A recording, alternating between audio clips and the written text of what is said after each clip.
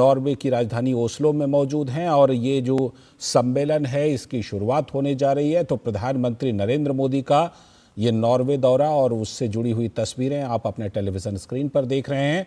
Nordic शिखर सम्मेलन में प्रधानमंत्री नरेंद्र मोदी पहुंच गए हैं हिस्सा लेने के लिए। प्रधानमंत्री नरेंद्र मोदी 5 देशों के दौरे के क्रम में नॉर्वे में हैं और नॉर्वे में जो सबसे बड़ा कार्यक्रम है वो भारत नॉर्डिक सम्मेलन में हिस्सा लेना है। प्रधानमंत्री नरेंद्र मोदी नॉर्डिक में 5 देश जो हैं वो शामिल हैं और भारत और नॉर्डिक जो समिट है, शिखर सम्मेलन है, ये तीसरा शिखर सम्मेलन है जिसमें प्रधानमंत्री नरेंद्र मोदी नॉर्वे की राजधानी ओस्लो में इसमें हिस्सा लेने के लिए पहुंच चुके हैं। वही तस्वीरें आप अपने टेलीविज़न स्क्रीन पर इस समय देख रहे हैं। तो ओस्लो में ये तीसरा इंडिया नॉर्डिक शिखर सम्मेलन है जिसमें प्रधानमंत्री नरेंद्र मोदी इसमें शामिल होने के लिए पहुंचे हैं। और इस सम्मेलन के उद्देश्य के बारे में अगर थोड़ी बात कर लें तो टेक्नोलॉजी, रिन्यूएबल एनर्जी, रक्षा, सतत विकास और व्यापार जैसे क्षेत्रों में भारत और जो 5 नॉर्डिक देश हैं उनके बीच रणनीतिक साझेदारी को और मजबूत करने पर इसमें बात होगी। तो ये तीसरा भारत नॉर्डिक शिखर सम्मेलन जिसमें हिस्सा लेने के लिए प्रधानमंत्री नरेंद्र मोदी इस सम्मेलन में पहुंच चुके हैं और प्रधानमंत्री नरेंद्र मोदी इस सम्मेलन में हिस्सा लेने के लिए विशेष रूप से नॉर्वे के दौरे पर हैं और इसमें कई ऐसे मुद्दे हैं जिनमें कि बात हो सकती है और हस्ताक्षर हो सकते हैं इस सम्मेलन के दौरान। इससे पहले प्रधानमंत्री नरेंद्र मोदी ने जो नॉर्डिक देशों के प्रधानमंत्री हैं उनसे द्विपक्षीय मुलाकातें भी की और उसके बाद अब इस शिखर सम्मेलन में भी प्रधानमंत्री हिस्सा लेने के लिए पहुंच चुके हैं। तो प्रधानमंत्री नरेंद्र मोदी इस सम्मेलन में हिस्सा लेंगे। कई ऐसे मुद्दे हैं जिसमें कि ग्रीन टेक्नोलॉजी से लेकर के जो अर्थ और व्यापार से जुड़े समझौते हैं उस पर बात होगी दोनों जो पार्टनर हैं नॉर्डिक देश और भारत के बीच।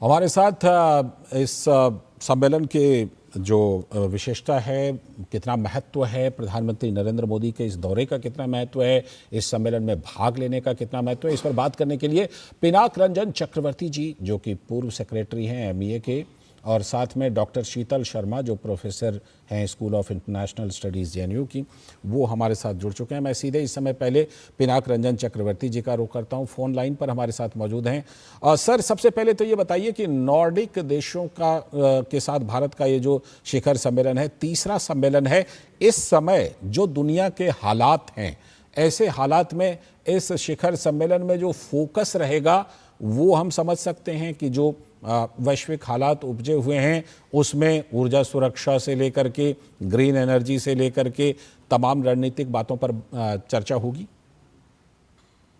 हाँ, बिल्कुल होगी। और एक चीज हमको याद रखना होगा जी कि भारत के विदेश नीति का रुख बदल रहा है क्योंकि अपने और यूरोप का भी बदल रहा है क्योंकि इस तरह से अमेरिका के साथ जो उलझने रास्ते में आ रही हैं और फिर जो हॉर्मूज का चक्कर है, फिर वो जो गैस और तेल का सप्लाई में डिसरप्शन है, उसकी वजह से सब लोग जो बाकी देश हैं वो ज्यादा तालमेल शुरू करना चाहते हैं। इससे मुझे लगता है क्योंकि हमने यूरोप से फ्री ट्रेड एग्रीमेंट भी किया है और एक रेस्ट्रिक्टेड एग्रीमेंट भी किया है और आर्कटिक काउंसिल के साथ भी हम लोग काम कर चुके हैं। भारत का एक स्टेशन है वहाँ आर्कटिक जोन में जो स्वीडन में है। तो इस और जो ग्रीन टेक्नोलॉजीज हैं उस पे नॉर्डिक देशों का काफी मतलब इनोवेटिव टेक्नोलॉजी उन्होंने बनाए हैं और वो भी मूव कर रहे हैं बहुत जल्दी टुवर्ड्स इसको हम रिन्यूएबल एनर्जी कहते हैं। तो उसमें कोलैबोरेशन हो सकता है। हम लोग शिप बिल्डिंग में भी कोलैबोरेशन कर रहे हैं। नॉर्वे के कोई 20 जहाज हमारे यहाँ बन रहे हैं। तो इस तरह के बहुत सारे एरियाज हैं, इकोनॉमिक है, टेक्नोलॉजी है, कुछ डिफेंस टेक्नोलॉजी का भी काम हो रहा है।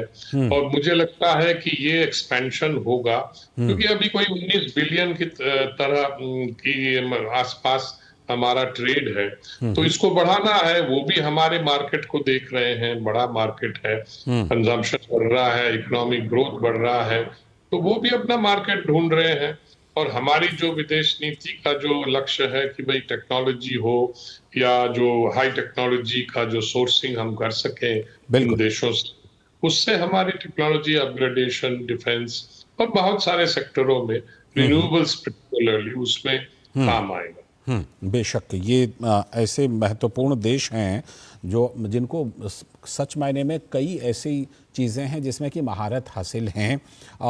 डॉक्टर शीतल शर्मा जी, जिस तरह से कि ये देश 5 देश इसमें शामिल हैं नॉर्डिक देशों में, पांचों देशों के साथ भारत का संबंध जो है वो अलग अलग भी है, लेकिन जिस तरह से ये तीसरा सम्मेलन है, इस तीसरे सम्मेलन में फोकस आपके हिसाब से किन मुद्दों पर सबसे ज़्यादा फोकस रहेगा, जिसमें कि ये दोनों पार्टनर नॉर्डिक देश भी और भारत भी और ज़्यादा अपने संबंधों को मजबूत कर सकते हैं, और वो इस समय की दुनिया की ज़रूरत है जिसमें कि ये दोनों पार्टनर उस दिशा में ज़्यादा आगे बढ़ने की कोशिश करेंगे? वो कौन कौन से क्षेत्र होंगे?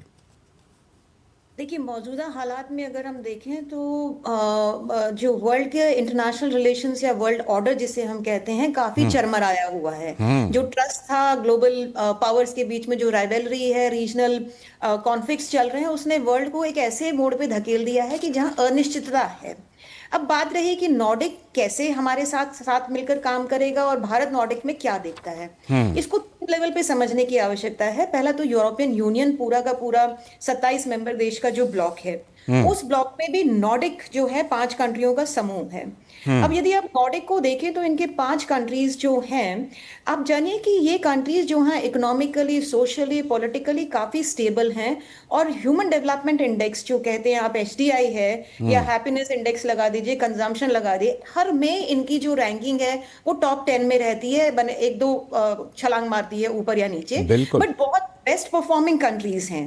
अब इन कंट्रीज के पास ऐसा क्या है, ये अगर मैं कहूं तो यूरोप के 27 मेंबर देशों में भी ये जो है वो the best performing region in the world या इन द यूरोपियन यूनियन है।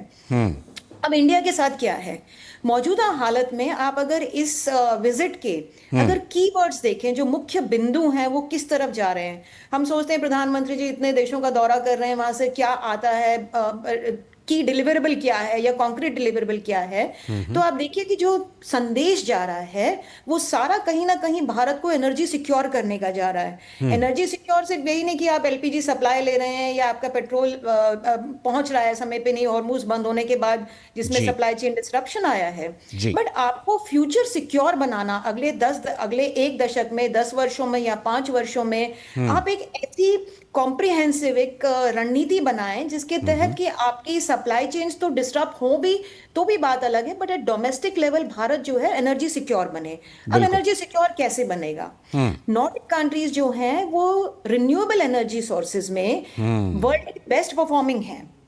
हर कंट्री, जैसे आइसलैंड जियोथर्मल में लगा लीजिए, ऑफशोर विंड में डेनमार्क है, इसमें टाइडल में आपकी नॉर्वे और दूसरी कंट्रीज हैं।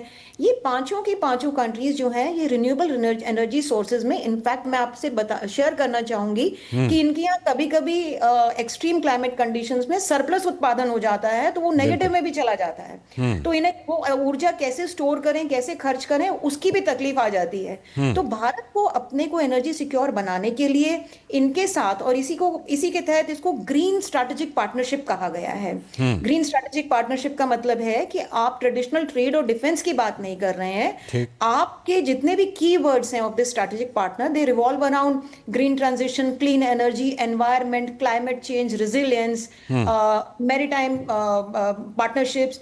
तो मैरीटाइम में भी सिर्फ आप डिफेंस पर्सपेक्टिव से बात नहीं कर रहे हैं, आप ये देख रहे हैं कि आप कोस्टल प्लानिंग, डिजाइनिंग किस तरीके से है, आप इकोनॉमिक जोन्स पे कैसे व्यापार के क्षेत्र बढ़ा सकते हैं। तो कुल मिलाकर मेरा ये कहना है कि जो संदेश मोदी जी का या जो लेकर वो गए हैं नॉर्डिक के पास, वो कहीं ना कहीं हमें आत्मनिर्भर और एनर्जी सिक्योर बना रहा है अगले 5 से 10 वर्षों में, यदि इसकी दिशा सही चलती है। बिल्कुल बिल्कुल, इस समय प्राथमिकता में भी वही है। लेकिन इस तरह के जो सम्मेलन होते हैं पिनाक रंजन चक्रवर्ती सर, अलग अलग देशों के साथ भारत का संबंध तो है ही, लेकिन जब कुछ देशों के समूह, चाहे वो ईयू हो या फिर अब नॉर्डिक देश हैं, इनके साथ जब पार्टनरशिप होती है तो इसका महत्व क्या ज्यादा होता है? एक साथ ऐसा प्लेटफॉर्म मिलता है जहां आपका किसी भी मुद्दे पर, किसी भी विषय पर एक साथ कई देशों के साथ आपकी पार्टनरशिप होती है, और इसकी कितनी अहमियत होती है